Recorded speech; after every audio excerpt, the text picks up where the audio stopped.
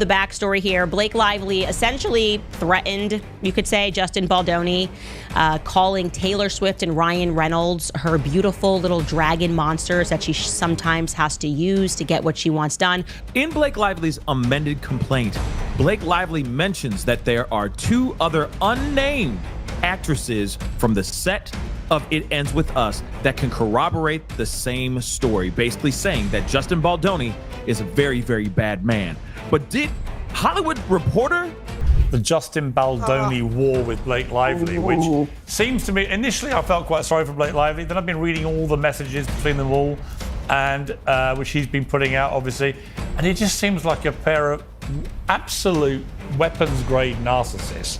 Morgan, a figure well acquainted with controversy, sets his sights on Hollywood star Blake Lively during a heated live television segment. His pointed criticisms and sharp remarks leave viewers in disbelief, quickly igniting a firestorm of discussion across social media platforms. Now, spray gunning each other with as much dirt as they could possibly do, having spewed lovey-dovey stuff to each other for months on end. I'm going to get critical drink here. This is in your world. You know, I thought it was a great film. I got to say, I've not been to the cinema and actually sat through a movie and been as quiet and as attentive as I was to that in a long time. I thought it was very, very well done. A, do you agree? And B, what do you make of these two now just trying to destroy each other in public? Well, A, I haven't seen the movie yet, so I can't speak to that. It's really good, honestly. I highly recommend it. I thought it was great. And they're both great in it, by the way. Yeah, I mean, as for the drama between them, like, if what he's alleging is true, she sounds like an absolute nightmare. Fans and critics alike weigh in on the intense exchange, with many expressing shock at the ferocity of Morgan's comments. Lively, attempting to defend herself, finds herself momentarily speechless, solidifying this confrontation as one of the most talked about moments in recent television history. You don't often see messy women in film. I feel like this is a film that's important to be made because just as an actor, I am not often given the opportunity to tell the story of a woman that really experiences the entire spectrum of female or any human experience, you know? Like when you experience pain or trauma or darkness or sadness, that's your character. Or if you're light and levity and love and joy and hope, then that's your character. You don't often see a woman that gets to be so multifaceted because you don't often see messy women in film. And so to be able to be a woman who's contradicting herself, but yet it makes complete sense, and seeing the messiness of the human experience, I think is a beautiful thing to see because it makes people feel seen and not alone. And I know that's how I felt when I read Lily. The focus shifts to Lively's latest film, It Ends With Us, adapted from Colleen Hoover's best-selling novel. The film delves into profound themes such as domestic violence and emotional turmoil, with Lively portraying Lily Bloom, a character navigating a complex and often painful relationship. Story that covers domestic violence, but it's not about domestic violence, it's about this woman. Let's talk about the way that Blake Lively has been promoting It Ends With Us and how it's problematic, especially for a movie about domestic violence. So you might have seen this promo video. It's still on the It Ends With Us TikTok account. And in this video, she is sitting next to, I believe, Colleen Hoover. And she tells the viewer to grab your friends, wear your florals, and go see the movie, implying this is a lighthearted movie, rom-com, chick flick, and it most definitely is not. Full disclosure, I haven't seen the movie yet. I've seen a lot of TikToks about the movie, and I've heard that the movie itself and the domestic violence portrayed within it drew audible gasps within the movie theaters and then sobs from people as well. So marketing it as this is irresponsible. Her character's name in the film is Lily Bloom, and she has been wearing a floral. Critique here would be that it's not about you, and it's not. Given the sensitive nature of the subject matter, the promotional strategy for the film is crucial. However, Lively's marketing approach raises eyebrows as it appears to downplay the film's serious themes. In a promotional video still circulating on social media, Lively is seen encouraging viewers to gather their friends, don floral attire, and enjoy the film, suggesting a light-hearted romantic comedy vibe. I was lucky to be able to be personal to me. Critics quickly point out the stark contrast between this portrayal and the film's actual content, which deals with heavy themes of domestic abuse and emotional distress. Many argue that marketing the film in such a manner is not only irresponsible, but also risks trivializing the experiences of survivors. As discussions about the film's promotion continue, the conversation turns to Lively's character, Lily Bloom. So when they were filming It Ends With Us in front of my parents' place, I can't really speak to the entire movie, but specifically for this one scene, the only time that we did see her was like specifically when she was filming. I want to say she pulled up like 10 minutes before shooting, discussed a little bit, and then the cameras were rolling, and then pretty quickly cleared out. But I honestly don't know how much interaction she had with bystanders. There were a lot of people who wanted autographs, or like a photo, or get their book signed, but they blocked off basically the entire block during the time of filming. So I'm not sure about how any of her interactions went, if there were any at all, but I will say she did draw a big crowd. Critics note that while Lively's portrayal is multifaceted, her promotional choices, such as wearing floral outfits, seem to misrepresent the character's struggles. The film aims to depict the complexities of a woman's experience with trauma and resilience, yet Lively's marketing efforts appear to focus on aesthetics rather than the deeper narrative. Despite the backlash, Lively expresses immense pride in her role, emphasizing her extensive involvement in the film's production. So as Justin sees it, as Blake was busy trying to strong arm and take over every part of his movie, she, out of the blue, rewrote a part of the script and then gave it to Justin for him to see if he liked it and if they can put it in the movie. But she's not the writer on the movie. And then Blake told him that he should come over to her and Ryan Reynolds' penthouse and talk about that part of the script that she wrote. But when he arrived, to his surprise, her best friend Taylor Swift was there, imploring him to use Blake's script, saying it is the single best thing she's ever read in her fucking life. And keep in mind, this is all about career advancement for Blake Lively, and Taylor Swift has been one of the people supporting her in doing that and will be pretty ruthless to keep her friend succeeding. She even let Blake Lively direct her first project ever, which was a Taylor Swift music video. Blake Lively did not even read the book that the movie was based on. Correct. And we're not talking War and Peace. And then she wanted to, ixnayed all of the wardrobe choices, because when you're making a movie about a poor woman who's suffering from domestic violence, you want her to look like she has money. Right. That Blake said. That's what she did. She looks like she has money. Yep. And she's dressing in florals, and then she's going on this press tour pushing her liquor line and her hair care line, because that's what women who are trying to escape with their lives are worried about. That's what generated her negative press and led to a series of clips of her being insensitive in one way, shape, or form with other interviewers in the past. She claims that her contributions as a producer were far more consuming than her acting role, stating that she poured her personal experiences and emotions into the project. Lively believes that the film's portrayal of a woman's journey through pain and healing is vital, as it reflects the messy, multifaceted nature of human experience. However, as the promotional campaign unfolds, Lively's tactics come under increasing scrutiny. Blake Lively was the reason an assistant director quit A Simple Favor. Allegedly, of course. And we learned this from Henry Golding's post. Henry Golding, who was in A Simple Favor, made a post with the poster for another Simple Favor. And under his post, Barbed Wire TV had commented, "I worked with you on the first one. My experience with everyone was absolutely amazing, except for a certain someone who is the reason I quit being an AD. Guess who that person is? Wish you all the best with this though." And Barbed Wire TV went on to say, "I want to avoid attention around this, but I will say she was cruel to many. I know I cried my way home many nights because you try so hard to please someone who is never pleased and puts you down constantly. I can't believe it's actually getting back at her. Karma is real." And Barbed Wire TV, whose real name is Barbara Jaworski, definitely seems to work in like the production world. And for further proof, here's her IMDb. Seems to be under her maiden name. Says she's known for Barbed Wire TV, which obviously that's even her account name. Under projects, you'll see A Simple Favor. She was the 4th assistant director. So not only did we learn that she quit, but apparently she made many people cry behind the scenes, allegedly.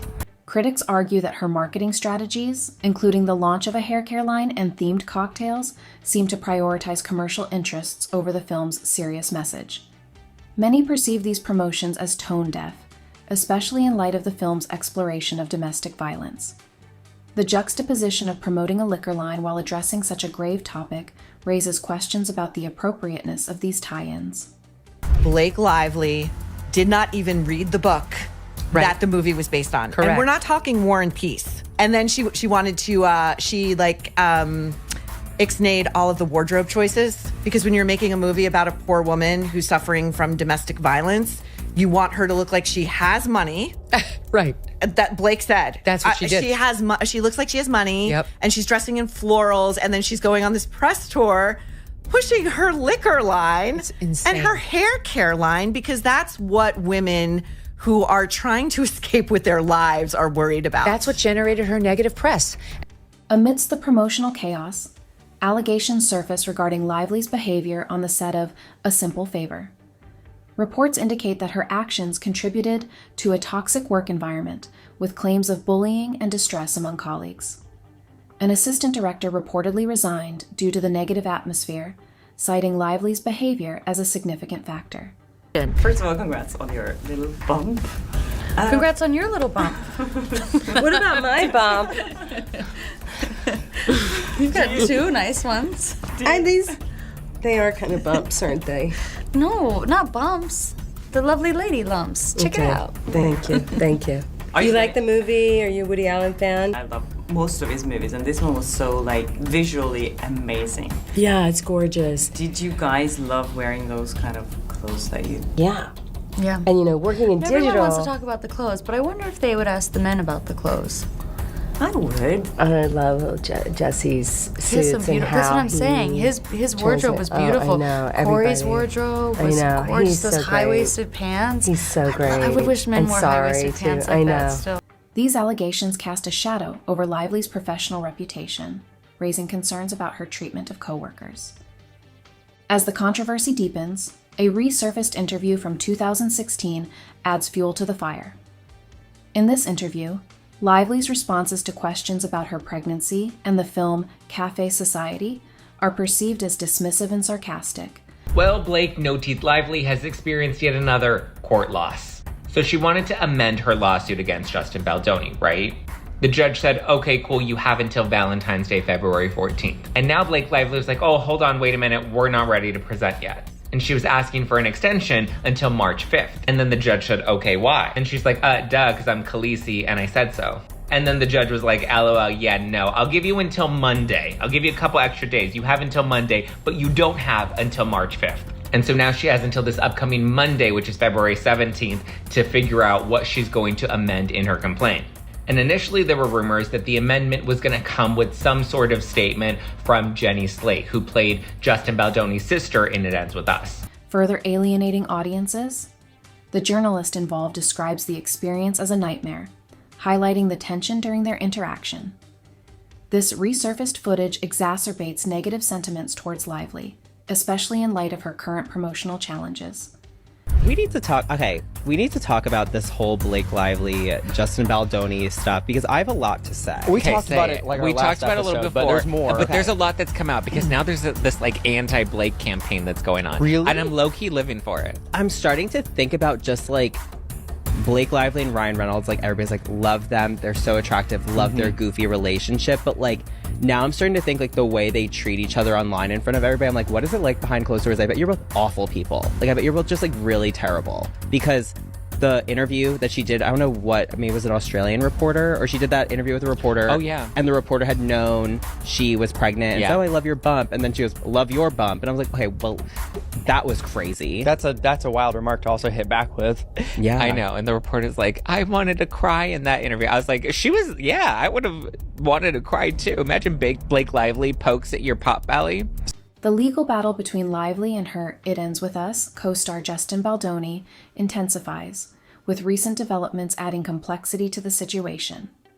Lively's legal team seeks an extension to file an amended complaint, aiming to introduce new evidence against Baldoni. However, the presiding judge denies this request, emphasizing the need to adhere to the established schedule.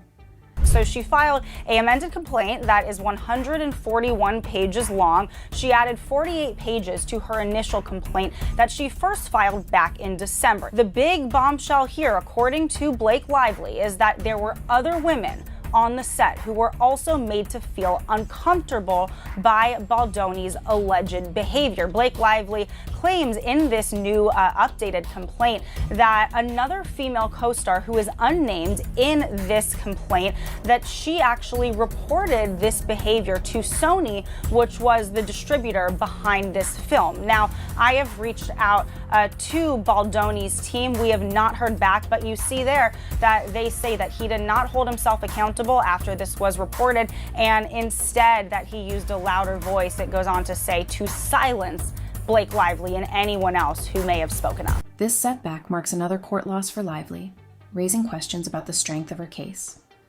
As the legal drama unfolds, Lively's claims of advocating for other women on set are met with skepticism. Sources refute her allegations, suggesting that her attempts to disclose the names of actresses who felt uncomfortable were misguided. Sources indicate the two women are actresses Jenny Slate and Isabella Ferrer, who could not immediately be reached for comment. So it just goes into who they are. But what's crazy is they did not want to be named. So when her amended lawsuit dropped, everybody was like what? Like you're just saying that other women felt uncomfortable, but they're not willing to share any of their information. They don't want to join the lawsuit. They don't want to be named. You can't share text, nothing. Like keep my name out of it. The amended lawsuit, now a lengthy document, includes claims that other women reported feeling uneasy due to Baldoni's behavior. However, the desire for anonymity complicates the situation, as the actresses involved do not wish to be publicly named. The controversy surrounding Lively's actions and the ongoing legal battle raises broader questions about celebrity culture and the implications of public influence in the entertainment industry. As tensions rise, discussions about the ethics of PR strategies and the responsibilities of public figures gain traction. Obviously, people think the other two women are Jenny Slate and Isabella Ferrer. Something I cannot reconcile is Isabella Ferrer's text message to Justin after she stopped filming with him. She literally says, "Thank you for making it such a comfortable set for me, my first film." You would just not say that. You would not use those words to your creepy director. You would use other words to kiss his ass. But she literally says, "Thank you for making such a comfortable experience." It's so true. You would just not send that message. Or you would send another message that would be ass kissy too, but you wouldn't use the words comfortable. And safe. I believe she used the word safe. The other person who I really need to hear from is Jenny Slate, because I believe maybe all this other stuff is pointing towards her, that she was the other person in this. Right. Jenny Slate, I feel like, has the power to rule on this case. Yeah. Like if she comes out and says everything was fine, I was creeped out. Or she says I was creeped out. No, I think that even if she says I was creeped out, first of all, and this is a point a lot of people are making, listen, a guy being a little too woo-woo, maybe a little creepy, being uncomfortable is not the same thing as being sexually harassed. And that is just, I think, that what a lot of people will say unless someone says he did X, Y, or Z. And it's fully over the line. Yeah. And I'm not saying that that's right. I'm just saying that's where we're at. Yeah, totally. Especially in this case. Yeah. The unfolding drama not only impacts Lively's career, but also highlights the complexities of navigating personal and professional relationships in the public eye. As the narrative continues to evolve, audiences are left to ponder Lively's intentions and the potential consequences of her actions. Produced documents in the discovery process, said a spokesperson for Lively. So a spokesperson now, not even just that was in the lawsuit, but now a spokesperson has come out and said this. Who's the spokesperson? Is it a lawyer? Is it Ryan Reynolds? Is it Blake? Who? You don't even name it? Okay. In a statement, Brian Freeman, a lawyer for Baldoni, said that Lively's revised lawsuit is filled with unsubstantial hearsay. The situation serves as a reminder of the intricate dynamics at play within Hollywood, where personal reputations and professional endeavors often collide in unexpected ways.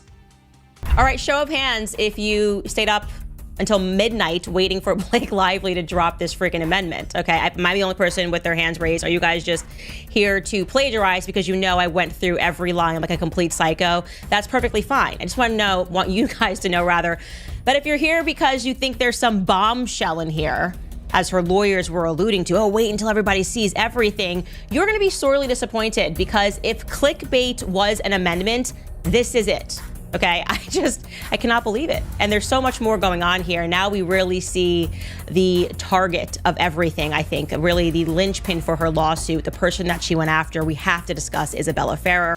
The ongoing discourse surrounding Lively and Baldoni's legal battle invites viewers to reflect on the broader implications of celebrity behavior and the responsibility that comes with public influence.